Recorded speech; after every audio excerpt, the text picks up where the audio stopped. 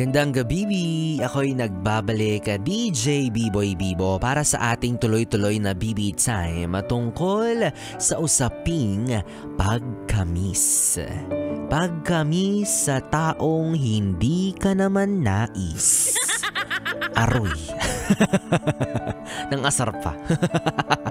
At hi rin sa'yo, yes, friend kong Bibi, na ayaw pang aminin na meron naman talagang namimiss na tao. Ganyan yung mga pabebe, di ba? Yung mga masyadong mapapride, yung feeling mga strong. No, yung mga dinedeny pa yung katotohanan, sasabihin pa, sinong nagsabi sa yung miss kita? Wala kang pruweba. Sus! Aminin mo na. Diba, na kapag wala siya, naaalala mo siya sa kahit anong bagay, ultimo sa malunggay. Diba, ultimo tuwing hihigop ka ng kapeng matamis, bigla mong mamimiss ang masarap niyang kiss. Ang halay, B-Boy. Diba, ganun. Ganun mo siya katinding mamiss, pero kinikimkim mo lang sa iyong sarili. O tapos ngayon, kung kailan ex mo na, diba, tsaka mo sasabihin na namimiss mo siya, ay mali ka. Diba, kapag jowa mo, habang sayo pa, habang kapiling mo pa, ipahayag mo na yung nararamdaman mo sa kanya. Huwag mo nang dinedeny, huwag mo nang tinatago, diba? Kasi minsan yung jowa mo, naglalambing lang yan. Gusto niya lang marinig mula sa'yo na miss mo siya, diba? Na mahal mo siya. Kaya nga, diba, sabi nila kakambal ng salitang I love you ang I miss you. Kasi kapag miss mo, mahal mo. At kapag mahal mo, mamimiss mo, diba? Hindi yung kapag ex mo na, tsaka ka nakikipagkita. Tsaka mo sasabihin, oo nga, tama ka, namimiss nga kita. Pwedeng kita tayo sa likod ng motel na pula. Charot lang. Kita lang naman kayo naman. Malisyoso naman kayo masyado. Pero seriously speaking, no, mga yes friend, aminin na natin, lahat tayo, lahat ng tao dito sa mundong to, meron tayong namimiss. Sa pagkakataon na to, sa mga oras na ito na naririnig mo yung pinag-uusapan natin, for sure, meron at merong mga tao or taong biglang papasok dyan sa isipan mo. Diba? Kahit sino yan, na pwedeng taong minsang naging bahagi ng buhay mo. Mga kaibigan mo, mga kamag-anak mo, or sad to say, hindi naman kaya, diba? Mahal mo sa buhay na wala na sa mundo. Yan. No. Kahit sino pwede yan. Kahit nga minsan lugar, bagay, alagang aso, alagang pusa, alagang isda, lahat yan pwede mong mamiss once na wala na sa piling mo. Once na wala na sa tabi mo. Pero yun nga, no, yun na-mention ko kanina, isa yun sa pinakamahirap na uri ng pagkamis. Ang mamiss ang isang tao na alam mong wala na sa mundo. Isa yun sa pinakamalungkot, yung totally wala na sa mundong ibabaw. Kasi alam mo sa sarili mo, diba? At kailangan mong tanggapin kahit sobrang hirap na yung moment na huli nyong pagkikita, pag-uusap, yun na rin yung huling beses na makakasama mo siya. That's the last time na makakapiling mo yung taong yun. And that pagkamis na feeling, habang buhay mo na yung mararamdaman towards that person na nawala na sa mundo. Diba? The rest, ala-ala na lang talaga.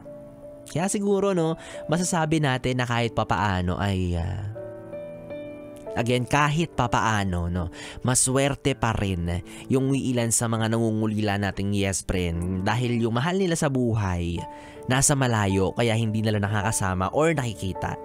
At least there's a glimpse of hope and chance na magkasama sila ulit.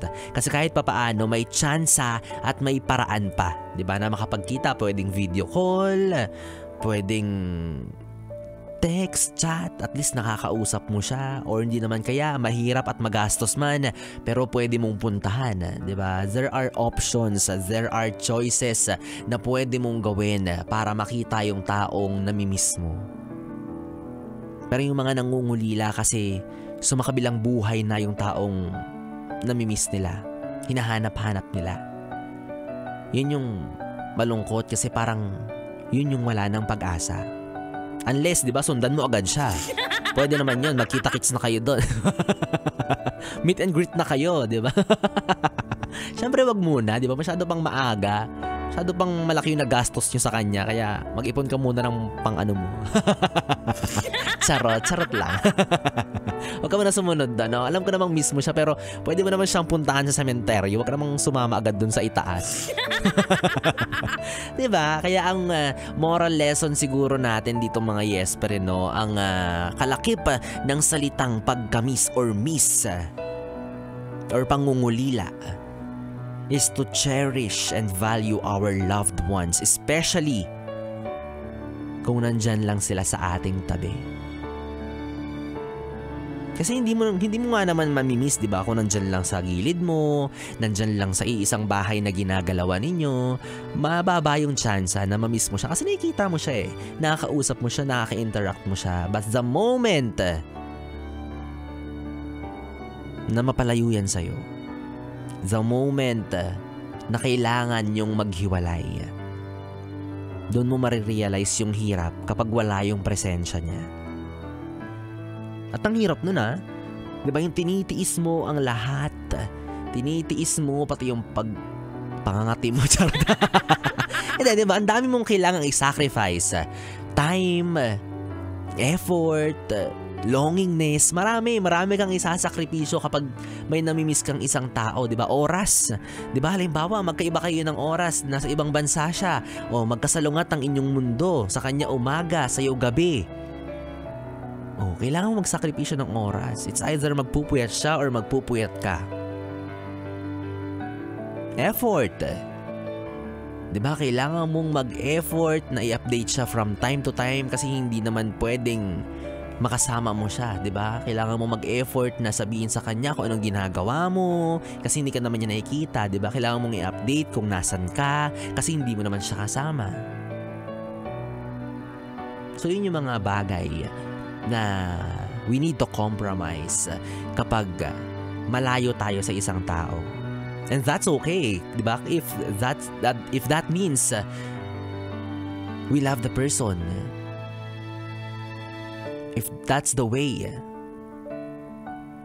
to show him or her na miss mo siya at mahal mo siya kahit nasa malayo siya, then go for it, 'di ba? Gawin mo. Maliit na sakripisyo. 'Di ba sabi nga sa isang kanta, ano na lang ang nakalimutan ko. Ano na lang ang konting pasakit kung kapalit ay pagmamahal. 'Yon, 'di ba? Konting sakripisyo para sa taong mahal mo.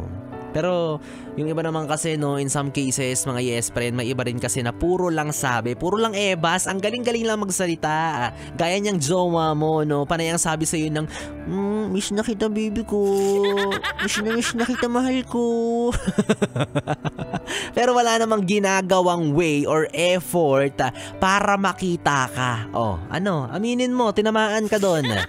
Hiyang-hiya naman yung mga tawid dagat talaga yung pagitan, 'di ba? Na talagang gumagawa pa rin ng paraan na makausap lang or 'di ba, ma-update lang yung taong mahal nila. Samantalang ikaw, imagine kunyari taga-Pasay ka lang tapos Paranaque siya, ni hindi ka man lang mapuntahan para mabisita. Ay! Samantalang kaya naman niya, 'di ba? Sadyang tinatamad lang siya. Ay, ekis na 'yon. Kung ako sa'yo, isama mo na yan sa listahan ng iyong mga dating kasintahan. Ex na yan. Tapos ang plot twist pala dyan, no? Miss niya rin yung ex niya at sila pa yung mas madalas nakakapagkita. Hala ka dyan. Sige, tama yan. Mag-overthink ka para maranasan mo naman mag-isip paminsan-minsan. Hindi yung masyado kang napapanatag dyan. Akala mo hindi ka niya niiwan. Ay, magdududa ako talaga. Naaamoy ko, I can sense. Kaya ikaw, huwag ka masyadong komportable dyan sa partner mo. Huwag masyadong mapanatag. Ay, lalo na, once a month lang kayo nagkikita. Imposible mo lang ibang kinikita yan, oy. Sa panahon ngayon, 3 na lang ang loyal. Ako, si B-Boy Bibo, at ako ulit. Self-centered. Self-righteous. Ay nako, kaya ako, no, wala akong masyadong namimiss. Kasi kung iniisip mong ikaw, miss kita, kapal mo naman. Diba? Paano mo nalaman? Paano mo nalaman miss kita? Kita naman tayo pa minsan-minsan, no? Ay, kainis. Wala na ba si yes, friend? Miss ko na rin ang aming tahanan. Gusto ko na umuwi. Guys, anyways, 3 oras na bibitayin na naman natin pinagsamahan. Nakapiling mo ang bibi mo sa radyo, DJ B-Boy Bibo, ang DJ na single, ready to mingle, basta walang label. Magkasama at magkarinigan tayong muli bukas sa parehong oras, dito pa rin at dito ka lang sa istasyong No Problem, ang 101.1 Yes FM. Yes FM!